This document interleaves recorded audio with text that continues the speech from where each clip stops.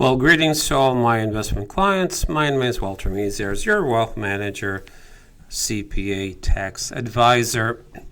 As always, before I get into the weekly stock market recap, I need to read this disclosure statement for even my existing clients, and especially for anyone watching this other than my clients.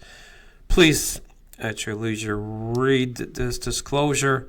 But in a nutshell, anyone else watching this video, this is not intended as investment advice or a solicitation to buy or sell any securities. Please seek investment advice from your own current advisor. Again, if you're not one of my clients. So now that we got the disclosure out of the way, obviously, if you want to stop the video and just read the full disclosure, and to find out more about Trinity Wealth Solutions and myself, you can go to FINRA's website, which is brokercheck.finra.org, and you can find out my background, Trinity Wealth Solutions, or obviously you can go to our website, which is www.trinitywealth.net. Okay, so we got this out of the way. Let's talk, before I get into the stock market, kind of recap of economic news as of November 7th, meaning Friday. I'm recording this on Saturday. By the way, apologies for I skipped last week's recording. Just got too busy. So again, I apologize for not doing a weekly stock market recap for the previous week. So economic news, what's in the news? It pretty much dominated by the prolonged U.S. government shutdown. The government, this is really the longest shutdown in history. It's 38th day of the shutdown, the longest in history. So it's delaying some key federal economic data, including official October jobs report. There's other sources that have been reporting, such as ADP on the labor market, other private services that are reporting not good numbers, not good news. Consumer sentiment from the University of Michigan, preliminary reading for November showed U.S. consumer sentiment plunged to a near record low due to worries about the shutdown and really numerous job layoffs announcements, especially by the technology companies. Consumer sentiment is how are consumers feeling about their future, whether it's job security, the economy, and a lot of them are feeling very, very uncertain. Obviously, they hear a lot of layoffs in the news, so the question is, hey, am I next to lose my job? The labor market, again, this is a private report from Challenger, Gray, and Christmas, indicated U.S. job cuts in October were up 175% year over year, the highest level since 2003, reinforcing concerns of cooling labor market. So, again, these are not good signs.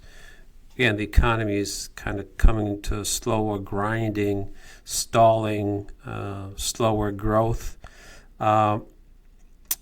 The Federal Reserve, because of weak economic signals, have increased market expectations. Again, the expectation is by the market that the Federal Reserve in December will lower interest rates by another 25 basis points, or 0.25%. The stock market, and I'll get into details, but it's been pretty much trending down for the last really couple of weeks, and it's really driven by the technology-heavy NASDAQ Composite. It had one of its worst weeks since April, falling around 3% due to valuation concerns, and especially AI-related stocks. They got hit the hardest. So with that, I'm not going to go into greater detail. Just pretty much want to say that the economy is slowing down. Definitely there's signs of weakness. And once the labor market, meaning more layoffs are announced and people really start to lose jobs, that's where potentially, that R word recession will be officially announced. Whether it's, next year, nobody knows for sure. So let's take a look at the stock market. Again, what I'm comparing, what you see on screen, is TLT, which is long duration bonds. QQQ is technology sector. SPY is the broad market, and gold commodity. So I'm comparing these four, how they've been doing. Remember, our clients are still invested in the market, about 60% exposure. Yes, portfolios have gone down, nowhere near to where the stock market, because we don't have 100% exposure to either technology.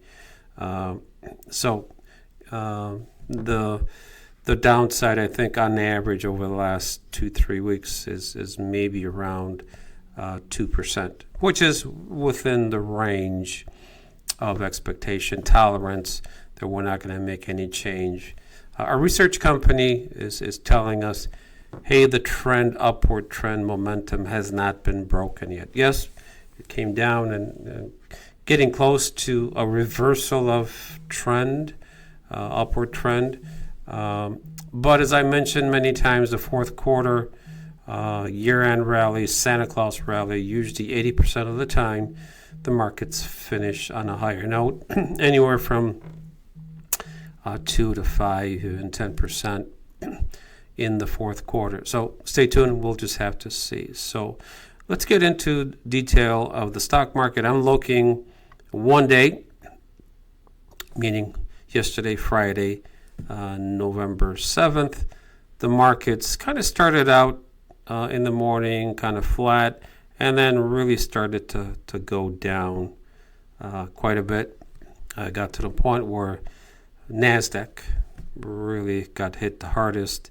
It was down more than 2%, and then in the afternoon, slowly in both the S&P 500 and technology started to rebound, and they ended pretty much technology slightly down 0.3% or 30 basis points, which is really not a whole lot.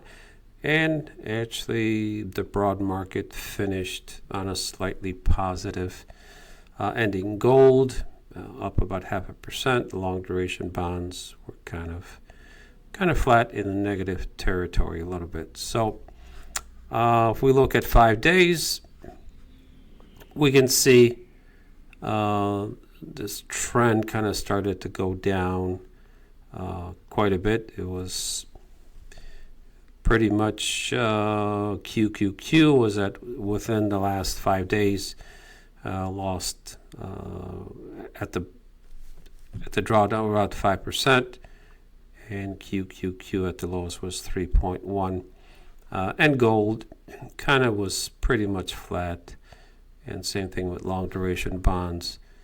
We look at 1 month. As you can see, gold has been drifting down. We're out of gold. There's no exposure. We got out right at the peak, where the stock market, technology, and the broad market were kind of trended down.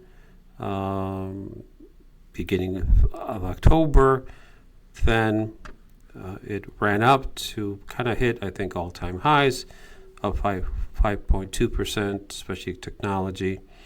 And then towards November, pretty much beginning of November, the market started to trend down. I emphasize, this is not a trend reversal of a trend, upward trend. We're still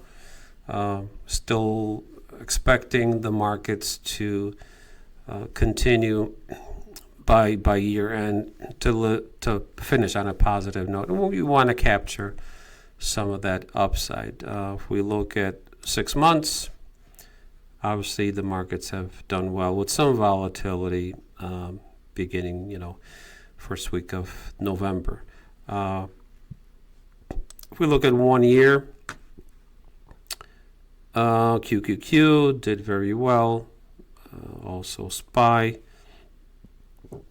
up 13%, technology about 18%, gold, even with the pullback for 1 year, still up. It was up about 47%. We look at 5 years. Again, we go back. This was March of 2025. There was a pullback, almost like a correction, a bear market, because it went below 20%, and then it took off. And it's kind of trying to find a direction. Question is, in the fourth quarter, is it going to continue to go up, or are we done for the upward momentum? Our research, meaning company that we get research from, technical analysis, says, hey, the trend, upward trend, is still in play. So we'll just have to wait and see what the markets bring us. But at this point, we're not planning any changes unless something dramatic changes. Then we would definitely react and get out of the market. And real quick, as far as interest rates, I'm looking at 20-year bond. 1 year, you can see there's really no trend. It started to go down, now went back up. So there's no definite trend which direction interest rates are going to go down. Our belief is at some point interest rates will continue to go down because of the bad economic data, and the Federal Reserve is going to be forced to aggressively reduce the interest rate. What does that mean? That means it's going to create tremendous opportunity for our clients, for us to get into long duration bonds as interest rates continue to go down. Why? There's an inverse relationship. As interest rates go down, long duration bonds go up in value.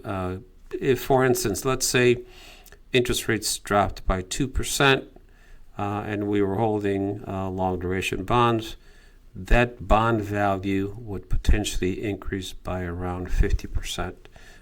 So tremendous opportunity, and we're waiting for that. At some point, we will be getting into 20-year longer duration bonds. That doesn't mean we're going to hold those for 20, 30 years. No. The holding period could be a month or 2 or 3. We'll just have to see how interest rates are going. So again, interest rates, why is that important? Because that creates opportunity in the next 3, 4, 5, 6 months. I don't know, but it's going to happen. I just can't tell you exactly when. So on that note, that's it for our weekly stock market recap. Hopefully everybody has a great weekend. Thank you for watching. Again, if you have any questions, concerns, feel free to give me a call directly on my cell, 586-873-8156. Again, take care. Thank you for watching. Bye now.